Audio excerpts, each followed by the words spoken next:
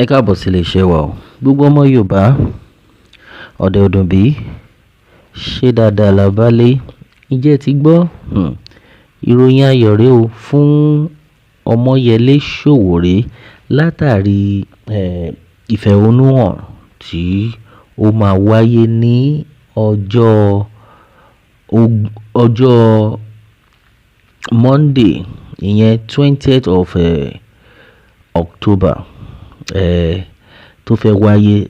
látàrí bí wọ́n ṣe ń pariwo pé kí ìjọba kí wọ́n fi Nnamdi Kanu sílẹ̀. Tí gbogbo wa bá mọ bó ṣe ń lọ látijọ́ ìgbà náà láti ń gbọ́ àwọn awuyewuye tí àwọn èèyàn ń pariwo, tẹ́ àwọn ọlọ́pàá tí wọ́n pariwo pé tó bá mọ nǹkan tó bá dáa fún ẹ má jáde ní ọjọ́ tá à ń sọ yìí. Gẹ́gẹ́ bí ìròyìn náà ti ṣe bá wa lákòókò ọ̀wọ̀ yìí,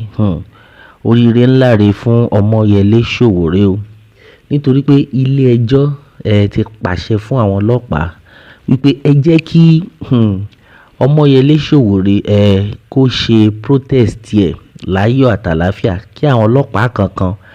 pé kí wọ́n má disturb ẹ o. Ó yà yín lẹ́nu. Lọ́wọ́ yìí gẹ́gẹ́ bí ìròyìn náà ti ṣe lọ, wọ́n ní pé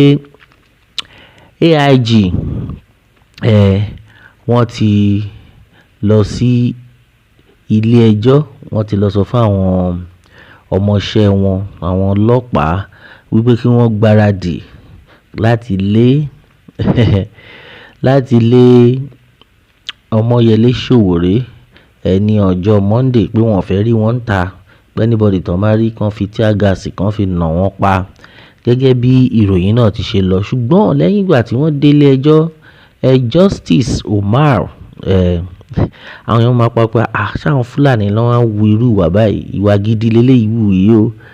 Wọ́n ní Justice Umar ní láyé gbọ́dọ̀ disturb Ọmọyẹlé Sowore, ẹ jẹ́ kó ṣe ohun tó fẹ́ ṣe. Gẹ́gẹ́ bí ìròyìn náà ti ṣe lọ, ẹ jẹ́ kó ṣe ohun tó fẹ́ ṣe o.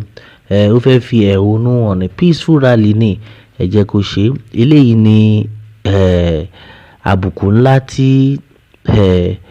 ọ̀gá nílé ẹjọ́, ọ̀gá agbẹjọ́rò tí wọ́n fi kan àwọn ọlọ́pàá, pàápàá jùlọ IG wa, Ẹgbẹ́tókun. Ọ̀pọ̀lọpọ̀ àwọn èèyàn ni wọ́n ti bẹ̀rẹ̀ sí ní sọ nípa ohun tó ṣẹlẹ̀ pé kò ṣẹlẹ̀ rí. Gbogbo wọn ni wọ́n pariwo pé finally láyọ̀ àtàlàáfíà wọ́n máa ṣe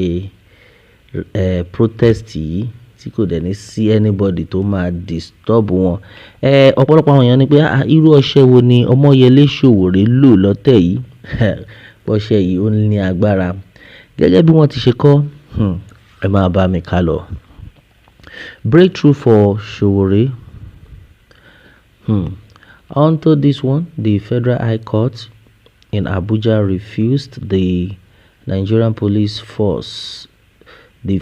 bid to stop the free Nnamdi Kanu now protest, allowing it to proceed as scheduled on a Monday, October 20th, 2025. Meanwhile, the Inspector General of Police, Kayode Egbetokun, had dispatched police lawyers to the court to move an expert motion against activist and protest organizer Omoyele Sowore in a bid to legally preempt the planned demonstration slated for the Aso Rock Villa. However, Justice Umar of the Federal High Court, Abuja, declined to grant the motion, which would have immediately restrained the protest from taking place without hearing the opposing side. Meanwhile, the judge instead instructed the police to formally serve notice of their application on Sowore and then adjourned the case until Tuesday for a proper contested hearing. Ǹjẹ́ ti gbọ́ ṣó yé yín ṣá? Lẹ́yìn tí àwọn ọlọ́pàá tí wọ́n lọ bá adájọ́ wípé ẹ wo tó bá ti di ọjọ́ Monday táwọn Ọmọyẹlé Sowore fẹ́ jáde a fẹ́ lé wọn dànù ẹ kó má dà pé a fi tó yín létí ṣùgbọ́n ìyàlẹ́nu ló wá jẹ́ o fún Ọmọyẹlé tó jẹ́ fún gbogbo àwọn èèyàn lẹ́yìn tí agbẹjọ́rò àgbà tó ní láyé nǹkan kan gbọ́dọ̀ ṣe àwọn ọmọ yẹn o pé ẹ gbọ́dọ̀ disturb wọn ẹ jẹ́ kán ṣe nǹkan tán fẹ́ ṣe lórí lẹ́tà tẹ̀yìn kọ ẹ má wọrí tó bá ti di ọjọ́ Tuesday a máa treat ẹ̀ ṣe mọ̀ nǹkan tó ṣẹlẹ̀ ń bẹ̀ ṣá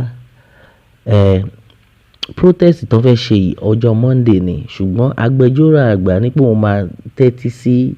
complain àwọn àwọn ọlọ́pàá ní ọjọ́ Tuesday ìyẹn lẹ́yìn tí wọ́n bá ti parí protest tán fẹ́ ṣe rí wípé ilé ìtú yàtọ̀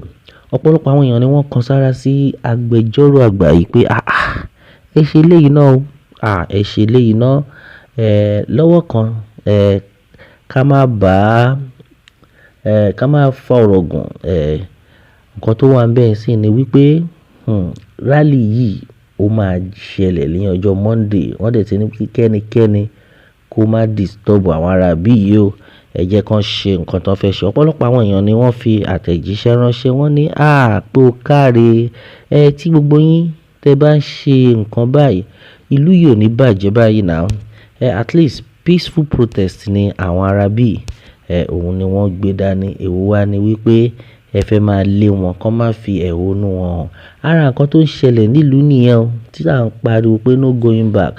ọ̀rọ̀ Yorùbá nation tá à ń pariwo pé a fẹ́ gba orílẹ̀-èdè wa tí wọ́n ní láyé ẹ lè dá dúró of which ó ti wà ní àtètèkọ́ṣe ó ti wà nínú ìwé ìtàn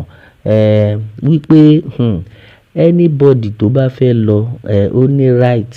àti lọ lẹ́yìn tá a bá ti lò bí ọgọ́rùn-ún ọdún dẹ̀ ti kọjá látijọ́ ẹ̀ still àwọn ìjọba ní láyé àwọn ò ní gbà kẹ́ ẹ lọ irú àwọn kan tó ń ṣẹlẹ̀ bẹ́ẹ̀ yẹn kò yẹ kó máa ṣẹlẹ̀ rárá ẹ̀tọ́ olúkálùkù ní láti nípa afẹ́ kúrò ẹ̀tọ́ ọmọ Yorùbá ní láti ní pé wọ́n fẹ́ dá dúró èwo wa ni tẹ́ wá ń dá wọn dúró ó máa ṣe o lọ́wọ́ yìí agbẹjọ́rò àgbà yìí ó ti jẹ́wọ́ ọmọ ọkọ o ó ti fi yé wọn wípé ẹ jẹ́ kí wọ́n ṣe protest tí wọ́n fẹ́ ṣe àbí wọ́n lẹ́tọ̀ọ́ àti ṣe protest èwo wá ní kẹ́ wá máa disturb wọn èwo wá ní pé kẹ́ wá máa dá wọn dúró ṣó ti wá yé yín báyìí ọ̀pọ̀lọpọ̀ àwọn èèyàn ni wọ́n pa pé Ọmọyẹlé Sowore ọṣẹ tó fi wẹ̀ yìí wàá gẹ́nu ẹ̀ fáwa náà o Odua Nation ní ọ̀nà àbáyọ ànírìjù báyìí lọ lórí eléyìí a ó máa bẹ ọ̀bẹ níbẹ̀ ṣọ àtẹ́lẹsẹ̀ abẹ̀nà wò ẹni tó bá lámà bọ́là ní débá kélédùà kó bùkún fórílẹ̀-èdè Yorùbá ó dàbọ̀.